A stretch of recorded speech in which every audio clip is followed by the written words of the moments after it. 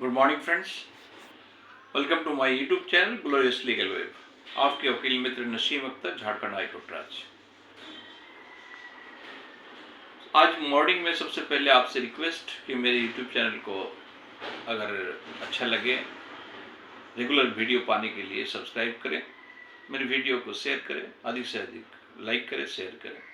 आइए हम लोग रोज की तरह आज की चर्चा में, आज की लीगल चर्चा में आज एक important topic will and probate के ऊपर करेंगे।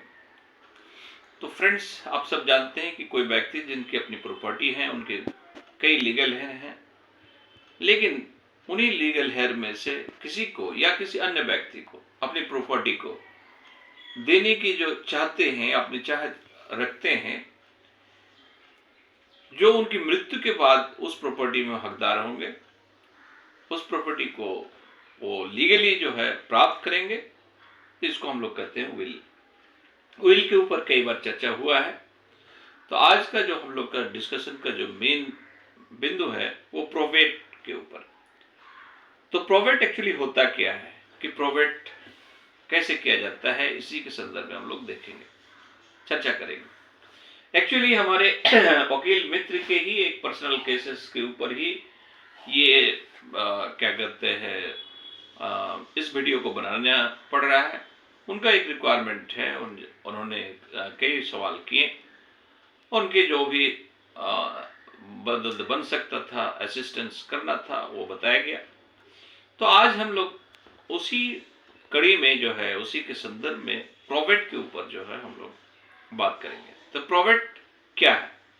प्रोवेट जो है वसीयत का प्रमाणीकरण, एक शब्द में हम रखते हैं कि वसीयत का प्रमाणीकरण। अब सवाल पैदा होता है कि ये वसीयत का प्रमाणीकरण कौन करेगा? तो definitely answer is the court. तो कोर्ट एक सर्टिफिकेशन देगा कि ये जो हमारे वसीयत था, आइदर वो रजिस्टर्ड वसीयत है, अनरजिस्टर्ड है, व्हाटएवर माइट बी, वो जो है विल जो है, वसीयत जो है वो सही है या नहीं, इसका प्रमाणीकरण कौन करेंगे? कोर्ट करेंगे। तो कोर्ट कहीं भी प्रमाणीकरण सर्टिफिकेशन देंगे तो उसके लिए डेफिनेटली कोर्ट के पास आपको एप्लीकेशन डालना होगा। तो हम लोग ये कह सकते हैं कि application for execution of will, the probate is application for execution of will. तो हमारे फ्रेंड्स, हमारे जो इंडियन सक्सेशन एक्ट है 1925, उनके सेक्शंस 264 से 300 में टोटल जो है आपके इस मैटर पे विल प्रोवेट के ऊपर जो है डिस्कशन है। आप नोट कर सकते हैं सेक्शन 264 से लेकर 300 के अंतर्गत। तो हम लोग जानते हैं कि हमारे जो सक्सेशन एक्ट 1925 में टोटल 390 सेक्शंस है। 92 को ऑलरेडी रिपील कर लिया गया है। तो इसलिए हम लोग ये कह सकते हैं कि अगर आप बढ़िया से 264 से लेकर 300 सेक्शंस हमारे सक्सेशन एक्ट 1925 का अगर गो थ्रू कर लेंगे, पढ़ लेंगे, तो ये सारे मैटर क्लियर हो जाएगा। अब हम लोग देखेंगे कि प्रोवेट का कैसे हम लोग कर सकते हैं, कैसे एप्लीकेशन डाल सकते हैं, उनका क्या क्या फीचर्स है। तो फ्रेंड्स, प्रोवेट को समझने के लिए आपको इंडियन सक्सेशन एक्ट की सेक्शन 276 को देखना पड़ेगा।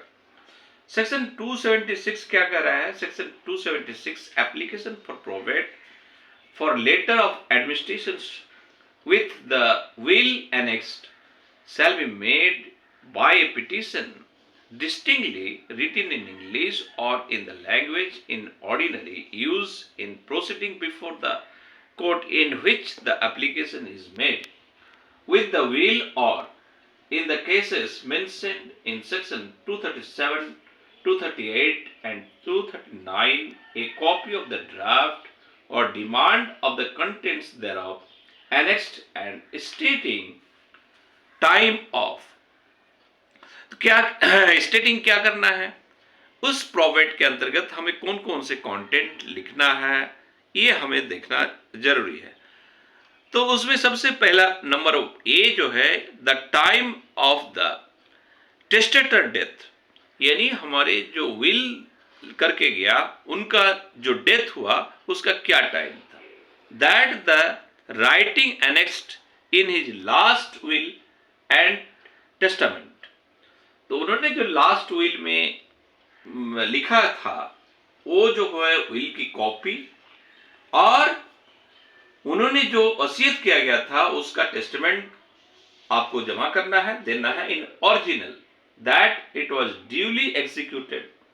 अब विल में कौन एग्जीक्यूटर अगर कोई है तो एग्जीक्यूटर का details, that it was duly executed, that amount of the assets which are likely to come to the petitioners hand. अब जिस प्रॉपर्टी का के लिए विल किया गया उस प्रॉपर्टी का डिटेल्स के साथ value, when the applications for the probate that petitioner is executor named in the will, अगर उस विल में किसी एग्जीक्यूटर का नाम बताया गया तो उस एग्जीक्यूटर का डिटेल्स, अदर देन उस विल में जो बेनिफिशियरी है मोर देन वन और टू व्हाटएवर माइट बी, तो उनका details. In addition to these, particular of the petition shall further state, but उसमें इसके अलावा भी उस पिटिशन में आपको क्या क्या होना चाहिए। When the application is to the district judge, अगर किसी डिस्ट्रिक्ट जज में आप एप्लीकेशन दे रहे हैं, that the deceased at the time of his death had a fixed place, abode or had some property situated within the jurisdiction of the judge। अगर आप district जज के पास प्रोबेट के लिए एप्लीकेशन दे रहे हैं तो जैसे प्रोबेट में आपको ये बताना पड़ेगा एप्लीकेशन में, when the application is the district judge that the deceased at the time of which death had a fixed place of abode or had some property situated within the jurisdiction of the judge। ये बताना होगा कि जब probate किया था तो उस jurisdiction के अंतर्गत जब वह जो है डिजीज या मृतक जो मर गए हैं उस समय में उनके पास जो है फिक्स्ड प्लेस कहाँ पे वो प्लेस था, और अबॉर्ड और हैड सब प्रॉपर्टी, उसमें क्या कुछ संपत्ति था, कहाँ सिचुएटेड था उस जुरिडिक्शन के अंतर्गत। When the application is to a district जज, अगर किसी डिस्ट्रिक्ट जज है तो के पास अगर एप्लीकेशन दे रहे हैं, when the application is to a district judge that the deceased at the time of his death had a fixed place abode within the jurisdictions of the such delegates। Next, where the application is to the district judge and any portions of the assets likely to come to the petitioner's hand in situate in another state, the petition shall further state the amount of such assets in such state and the district judge within whose jurisdiction such assets are situated। तो friends मुद्दा बात यह है कि जब आप probate के लिए एप्लीकेशंस देंगे डिस्ट्रिक्ट जज के पास तो आपके एप्लीकेशंस में क्या क्या मैटर होना चाहिए, ये बहुत बड़ा बातें हैं। अगर आपके एप्लीकेशन से नहीं हुआ तो फिर आपको जो है प्रॉब्लम फेस करना पड़ेगा। तो ड्राफ्टिंग बहुत अच्छे होने चाहिए। तो प्रोबेट्स का सबसे पहला पार्टीज होगा। जैसे फॉर एक एग्जाम्पल के साथ हम लोग समझना चाहते हैं, मान लिया जाए एक व्यक्ति अपने 3 बेटे हैं और कोई लड़की नहीं है, और 3 बेटे में से किसी एक अपने प्रॉपर्टी का उत्तराधिकारी तीनों होना चाहिए, तीनों होंगे अब डेथ के बाद, लेकिन उन तीनों में से एक बेटे को कुछ भी नहीं देना चाहता है और 2 बेटे के नाम पे जो उनकी बैंक अकाउंट्स में जितनी बैलेंसेस है उसको जो है ऑलरेडी 2 बेटे को नॉमिनी भी किया है और उसको विल भी करके गया है कि और वो विल रजिस्टर्ड कर दिया गया है। अब बात यह है कि अगर मान लिया जाए कि उनका डेथ हो गया और डेथ होने के बाद चूंकि वो बैंक के नॉमिनी भी थे और विथड्रॉ भी कर लिया पैसा, लेकिन बाद में जो है जिस बेटा को कुछ भी नहीं दिया वो सक्सेशन केस में चला गया, सक्सेशन और सक्सेशन सर्टिफिकेट के लिए एप्लीकेशन डाला और उसमें जो 2 बेटे के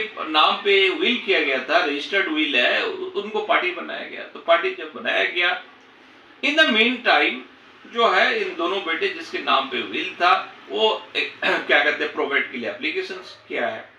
प्रोवेट ऑलरेडी पेंडिंग है और इन द मीन टाइम आपके सक्सेशन सर्टिफिकेट्स के जो है केस जो है क्या करते हैं हियरिंग हो रहा है, पार्टी को नोटिस दिया गया, ये लोग भी अपना रिटन स्टेटमेंट सारी चीज रखा, जज साहब के सामने प्रस्तुत कर रहा है कि ऑलरेडी प्रोवेट जो है हमारे पेंडिंग है, तो इस संबंध और रजिस्टर्ड क्या करते हैं विल है, तो इस रजिस्टर्ड विल को कंसीडर किया जाए। लेकिन अगर जज साहब कह रहे हैं कि आपके क्या करते प्रोवेट पेंडिंग है और रजिस्टर्ड डीड है, इट इज टोटली रद्दी कागज है, हमारे सामने इसका कोई वैल्यू नहीं है, लीगल वैल्यू नहीं है, तो ऐसे सिचुएशंस में आप क्या कर सकते हैं या क्या करेंगे? तो फ्रेंड्स, अगर कोई जज कुछ भी कह दे तो आप उसके अगेंस्ट में तो नहीं कर सकते। आप कह सकते हैं हुजूर अब मेरे सबमिशन को जो है आप रिकॉर्ड कर लें और जो भी ऑर्डर आप पास करना चाहें पास करते हैं, उस ऑर्डर के अगेंस्ट में आपको आगे आना है। ये हमारे लीगल जो प्रैक्टिस का जो है सिस्टम है, ये एक इशू हो गया। लेकिन आपकी जो हम लोग जानना चाह रहे थे कि प्रोवेट के जो कंटेंट है पिटिशंस में कौन कौन सी बातें होना चाहिए, तो सबसे पहले प्रोवेट में जो आप एप्लीकेशन डाल रहे हैं, पार्टीज, आप 2 पार्टी है या 3 पार्टी है, जो पिटिशनर है उनकी पार्टी, दूसरी ये हो सकता है कि जो बेनिफिशियरी वो खुद पार्टी है, उस पिटिशन जो मेन जो आपको विल करके गया, उस विल की जो में अगर कोई एग्जीक्यूटर है तो एग्जीक्यूटर के जो है डिटेल्स आपको देना होगा। इसके अलावा जो आप जिसको आप प्रोवेट में दूसरे पार्टी बनाते हैं, अपोजिट पार्टी, जिसको अपोजिट पार्टी नहीं आपके रिस्पोंडेंट या डिफेंडेंट जो भी कहिए, तो उसकी भी डिटेल्स देना होगा। और फिर टोटल जो लीगल हेयर्स है क्लास 1 में, तो उनकी जो है डिटेल्स आपका होगा। आपको जिसने विल किया था उनकी death, place of death, date of death और प्रॉपर्टी, जिस प्रॉपर्टी के ऊपर आपको विल किया तो उस प्रॉपर्टी का डिटेल्स, प्रॉपर्टी डिटेल्स, उसके वैल्यू, मैंने कहा आपको एग्जीक्यूटर का डिटेल्स उनका पूरा।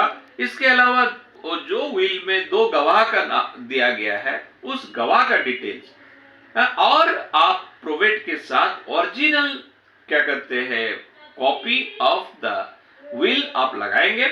इसके अलावा जो आपका विटनेस है, गवाह है, किसमें आपके जो विल में, उनमें से किसी एक गवाह का एफिडेविट अगर हो सके तो एफिडेविट लगाइए।